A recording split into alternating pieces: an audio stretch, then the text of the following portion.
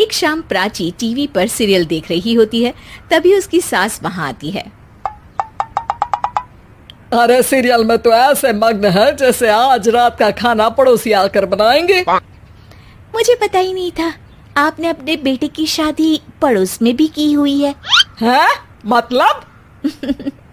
मतलब इस घर में सारा काम बहू ही करती है, आप तो सिर्फ खर्राटे मारती हैं। अच्छा जी, फिलहाल तो तुम आराम फरमा रही हो, चलो जाओ, ये मेरे टीवी देखने का समय है। आहा, इसीलिए मुझे भगाया जा रहा है। सॉरी, अब तो बिल्कुल नहीं जाऊंगी। प्राची की इस बात पर दोनों सास बहू के बीच टीवी रिमोट के पीछे बच्चों जैसे छीना झपटी शुरू हो जाती है, जिसके बीच श्लोक भी काम से घर वापस आ जाता है। आज मेरी चूहे बिल्ली की जोड़ी किस बात पर झगड़ रही है? अरे तेरे बीवी मुझे टीवी ही नहीं देखने दे रही। अरे तुम्हारी मम्मी मुझे खाना बनाने के लिए फोर्स कर रही है। अरे वाह, ऐसे बेतुके रीजन पर तो बच्चे भी झगड़ा नहीं करते। अरे मुझे कुछ मत बोल, सब इसने ही शुरू किया है। हाँ हाँ, जैसे आप तो बहुत दूध की धूली है ना। अरे बस दोनों चुप। प्राची जाओ, खाने की तैयारी करो। और माँ तुम छोड़ो, तुम्हें क्या बोलूं, शांति से अपना सीरियल देखो, मुझे दोबारा लड़ने की आवाज सुनाई नहीं देनी चाहिए। ऐसा बोलकर श्लोक वहां से चला जाता है, जिसके पीछे पीछे प्राची भी कुछ न कुछ बड़बड़ाते हुए रसोई में चली जाती है। हाँ हाँ, सासू जी को तो कुछ बोलेंगे ही नहीं, बस मुझ पर ही हुक्म चलता है, खाना बनाओ, जैसे मैं इनके घर में खाना बनाने के लिए आई हूँ। इसी तरह शाम बीतती है और रात को श्लोक और प्राची की सास खाना खाकर सोने चले जाते हैं, लेकिन प्राची गुस्से में कुछ खाए बिना काम में ही लगी रहती है। इस घर में किसी को घंटा फिक्र नहीं पड़ता, मैं खाऊं या भूखी रहूं।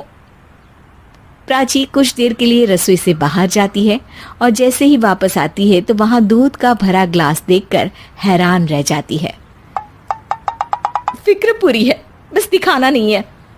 प्राची दूध पीकर सोने चली जाती है और अगली सुबह एक बार फिर सास बहू का कार्टून नेटवर्क स्टार्ट हो जाता है।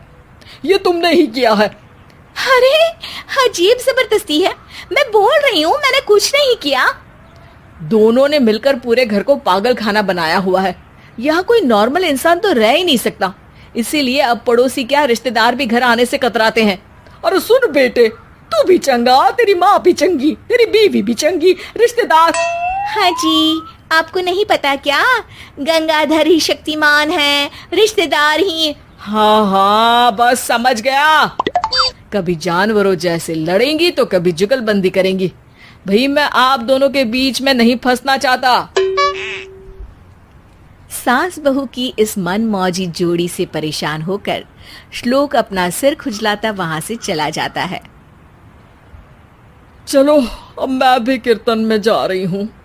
इस पर जैसे ही सास कमरे में अपना पर्स लेने जाती है तो वहां नाश्ते की प्लेट रखी देख मुस्कुराने लगती है और नाश्ता करके घर से बाहर निकलते हुए कुछ पैसे टेबल पर रख जाती है, जिसके कुछ देर बाद सिलेंडर वाला घर आता है। ओ मुरी मैया, मैं सिलेंडर के बारे में तो बिल्कुल भूल ही गई थी। घर खर्च के सारे पैसे भी मम्मी के पास है और श्लोक से बोला तो उल्टा 4 बात सुनाएंगे। प्राची ये सोच ही रही होती है कि अचानक उसका चेहरा चमक उठता है और वो घर में आकर इधर उधर देखने लगती है। तभी उसकी नजर टेबल पर रखे पैसों पर पड़ती है, जिन्हें वो सिलेंडर वाले को दे देती है। ये सब श्लोक देख लेता है। अच्छा बेटे, इतना बड़ा घोटाला, सबके सामने मैं तेरी दुश्मन और पीठ पीछे तेरी मेरी यारी। इस पर श्लोक एक प्लान बनाता है और शाम को सब एक साथ बैठे होने पर बोलने लगता है। माँ, तुम दोनों की बहुत लड़ाई होती है, इसलिए मैं सोच रहा हूँ कि प्राची को उसके घर छोड़ाऊं, इससे वो भी खुश रहेगी और तुम भी। अचानक श्लोक की ये बात सुनकर सास बहू शौक से उसकी तरफ देखती हैं। अरे ऐसे कैसे घर छोड़ाओगे, मुझे कहीं नहीं जाना।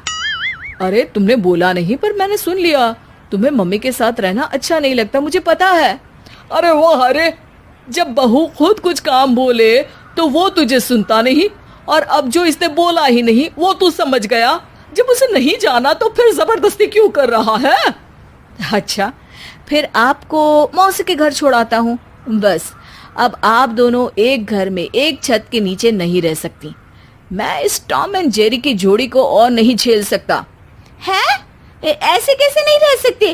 तुम्हें इतनी दिक्कत है तो तुम्हारा बोरिया बिस्तर पैक कर देती हूँ, लेकिन मम्मी जी कहीं नहीं जाएंगी।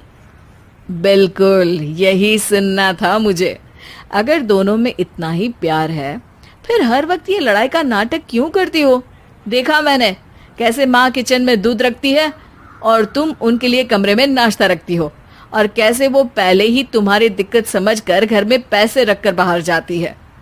अरे भाई, इतना ड्रामा तो डेली सोप में भी नहीं होता जितना तुम दोनों ने इस घर में फैलाया हुआ है।